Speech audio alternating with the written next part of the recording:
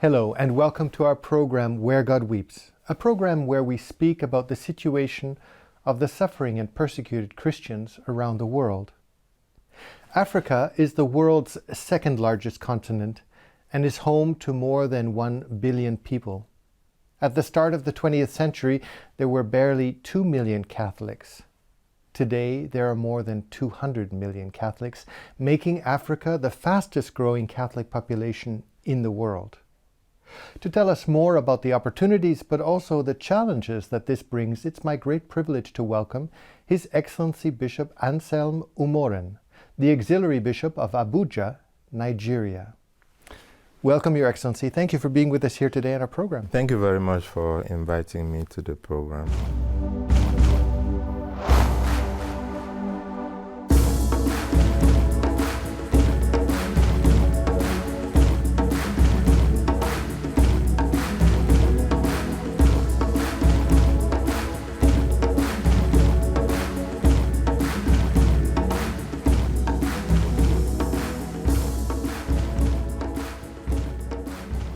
Your Excellency, before becoming Auxiliary Bishop of Abuja, Nigeria, you were a missionary of St. Paul Missionaries in Cameroon, Sudan, and Sierra Leone. Why did you choose a missionary community? What was it inspired you that you wanted to become a missionary? I think basically my experience of church life, I had a very deep impression made on me by the missionaries who worked in my own area. And when I completed my secondary school and had this deep desire of becoming a priest, I had to basically maybe shop around to see where God wanted you. God wanted me. And eventually I came in contact with the Missionary Society of St. Paul that had just been founded, and I felt that this is where God wanted me to go to. And so despite the fact that I had contact with others and even was admitted to 2 religious groups already, but I felt very deeply that this was where I needed to go, and that's how I then applied to the Missionary Society of St. Paul, which was basically just starting. It was a very new community in Africa. Yes, it was founded in 1977 by the bishops of Nigeria, whose leadership at the time was Dominic Cardinal Ekandem. And so that's how we started in 77, and then I joined in 1980. Were you given the countries of your missionary activity, or did you choose? You said, I want to go to South Sudan, or to Sudan, I want to go to Sierra Leone and Cameroon. You were just appointed to go to a place and you go. And, you didn't have a choice? No, I had no choice. I was asked to go to Sierra Leone. It was a new mission, and off I went to Sierra Leone. Now, this was just before the war broke out in Liberia. Yes. And then, of course, later came to Sierra Leone, which marked your later studies because you went into development. What was it that struck you about your time both in Sierra Leone and the impact of the war in Liberia that interested you in these development studies?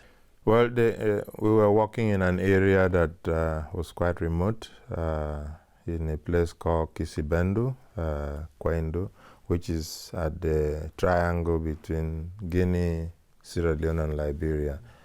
And the need of the place kind of made me realize that, even though you've gone through, 8-9 years in the seminary being trained to be specifically a missionary priest, there were other areas that we didn't have formation on. The whole area of social development, and even the whole area of education and so on. And these were, critical needs of those areas. we managed through, with the refugees and with all of the problems that the refugees brought, from Liberia when the war started, and you just find yourself kind of doing things as they come, but not that you have an experience or any knowledge of it, but you do them to the best of your ability.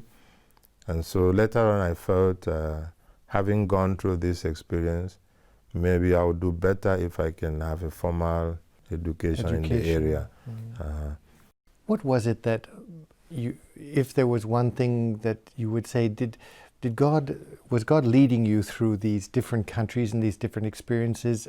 And if so, what was it that you have drawn as a message of learning from this time of your missionary period? Basically, I think that through this period, God actually, I had an experience of a caring God. These were difficult areas with the war breaking out, and the difficult circumstances. I still felt that even with the difficulty, God was there. Present, yes. God was present. God was caring, and I think that's where I had my own energy in being able to be available to the people and to support them and just to make them feel, that despite what has happened, God is still there. I had at the point that the bishop said I could, I could go home, and I didn't feel it was proper to go home. I could have, but I didn't think it was okay. I felt the people needed me more at the time, and my staying around had a lot of impact on people. Having moved into a country that many of them were never before, they didn't know anybody. Completely lost. Completely lost. So our own presence was very uniquely important for the people. To take a slight tangent on Sudan, it's such a tragedy because the country is wealthy, has, as you say, has such a beautiful people. The Holy Father kissed the feet of Salva Kiir and Macha, the name Masha, yeah. Of the the two opposing forces, and really begged them to come to peace. And it doesn't seem as even this gesture has brought fruit in Sudan, or at least not yet. So I suppose still a country to pray for. Yeah. I think we also have to keep in mind that Sudan has gone through, even though the war in Sudan had kept changing face in terms of what they were fighting for at different stages, but when you have a war lasted for such a long period, almost like a war that is actually older than myself, Yes. You have to keep in mind that it's certainly going to take a much longer time for healing, for things to begin to happen, because it's a multifaceted kind of situation, and one solution does not fit it. Too many things will have to come in different directions, and that's the way that I think it will happen. But we can give up hope. There is a lot that South Sudan itself can offer, not just to themselves, but to the whole world and to Africa. I want to come a little bit now to the question of Africa itself. Africa, according to a study by the Center for Applied Research in the Apostolate, stated that in 1980 the Catholic population in Africa, since 1980, the Catholic population in Africa has risen dramatically by 238%, the largest growth anywhere in the world. Why is it that Catholicism is growing so quickly in Africa today? I think one of the reasons for me personally would be the Catholic Church, as the approach of the Catholic Church is to be more, it touches every aspect of life of a human person. So it's not just about preaching the Word of God, but preaching the Word of God in more practical ways that people are experiencing every day, be it in the area of education, be it in the area of health, and sometimes in the area of social development.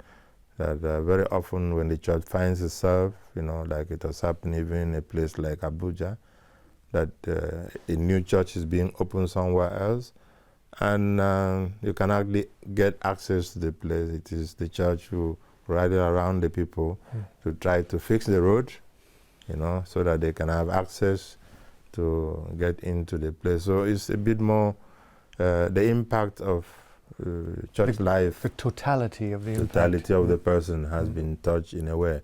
And so that in itself, I said, will be one of the main reasons why people feel more drawn to the Catholic Church than they will be to other churches. The challenge of it is that with all that, we could end up, being sidetracked into a lot of other issues that faith formation itself, doesn't get all the attention that it needed. Because without a solid foundation in the formation of every Christian, you always have the temptation of people getting distracted and jumping to different places. To different groups or different sects and so on. I wanted to come back to Pope John Paul II in his apostolic exhortation, Ecclesia in Africa. He wrote, quote, "Africans have a profound religious sense, a sense of the sacred, of the existence of God the Creator and of a spiritual world." Would you agree with this sense that inherent within the African individual, the African person, there is this unique love for God, this unique understanding of the sacred? I certainly will agree with that in the sense that before the advent of Christianity, Africans have always worshipped God. Somewhere it could be under one tree, or it could be construct a shrine of a God they believe in, and so on. And so there is that inherent desire for something greater. I believe in a being above the human person that Africa believes controls the environment, the world, and so on. And so that in itself is probably what is responsible for, the religious experience in Africa. If you start a church today, you're going to get people. Anywhere you're going to get people. And then the other things become like an extra. If you can perform some miracles, then you probably get more people. And so on. At the same time, this flourishing, it brings weaknesses. And what would you identify as, let's say, the weaknesses of the faith and perhaps the Catholic Church in Africa? Well, the weakness of it, for me, could be in the area of balancing up and getting people to realize that in as much as the God who created us and has called us to worship and to praise Him, the God who created us has also given us a lot of gifts and has blessed us with a lot of potentials. That some of the things that we tend to be asking God for, we could equally be doing some of those things, so that we don't end up spiritualizing everything. Yes, God heals, but God also has provided people with knowledge to learn how to become doctors, nurses, in order to continue the work of God in the healing area. And we must use them. It is God who is working through them. And when it passes their knowledge, then we can then focus all the attention on God, right, and believing in divine intervention. And so for me, the weakness would be if we do not end up spiritualizing a lot of these things, but also that we are able to provide for how we manage the gift that God has given to us, so that we'll be able to achieve, right, and help people to, in a much more mature and integral way, to be able to approach God and develop a relationship that is lasting and sustainable. So it's faith formation, really. Faith formation. One of the questions which is very pertinent today is, of course, China and its investment in Africa with the so-called Belt and Road Initiative.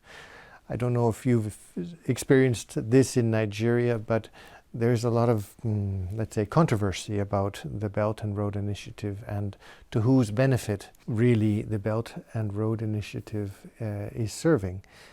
Have you seen this, and what would be your opinion about China's very strong influence into Africa now today? Again, China is probably taking the role of what others have done before that never benefited Africa. Okay, they might be doing things now we think that they're doing us great good, Yes. you know, but in the long run, many of those things are not sustainable. Makes the country dependent on China most of the time. So you're taking on loans. Sometimes some of the loans are not used for what they were meant to be used for. And even when they're used for what they were meant to be used for, the standard is different. And therefore, in the long term, a country becomes dependent on China. Yeah. And I don't think that is good, because we're not dealing with each other at As level partners, ground. as partners. As partners. Yes. You know, and the conditions on which some of these arrangements are made are generally not favorable to the great majority of the citizens of the population. Of those countries. I remember I was talking with the bishop from Sierra Leone, and he told us the very similar story. He said the Chinese come, they offer a very inexpensive loan, a low interest rate, to develop something which is of interest for this Communication Belt and Road Initiative. And as collateral, then they take a mine, for example. The government, the African government, might take that, and then a lot of it goes into the pocket because there's corruption, and perhaps the project isn't finished satisfactorily or not finished, and then the Chinese take the mine, and he says we see our mines being, our earth being stripped and stripped and stripped of our natural wealth for nothing. And he says it's a great challenge for him in Sierra Leone to see these things going on. So I can imagine that on a continental level, it's also of great concern. Yeah, I mean, we've seen some Chinese Nigerian government projects, going on. Yeah. Maybe not as massive as in some other countries that they are involved, but everyone is becoming aware that there is some intrusion coming in that people are not comfortable with. If the Chinese is giving a loan, what stops them from using a Nigerian company? Why must it be a Chinese company? Yes. And that's another problem, is that all the labor comes from China. And so on. And so that in itself is, you begin to realize that there is something that is not proper, I want to briefly touch another question that pertains to Nigeria particularly, and that is the question of Islam. As we know, Nigeria, one can say, is roughly divided between Muslim north, very generally, and Christians in the south. And we've heard of issues with the Boko Haram and now increasingly with the Fulani. How do you address a situation where you have two very strong religious presences, Christianity and Islam, and both of them are missionary at their core? How do you find a living together between these two religious communities, and particularly in Nigeria, where this is such an important issue? Well, as you rightly say,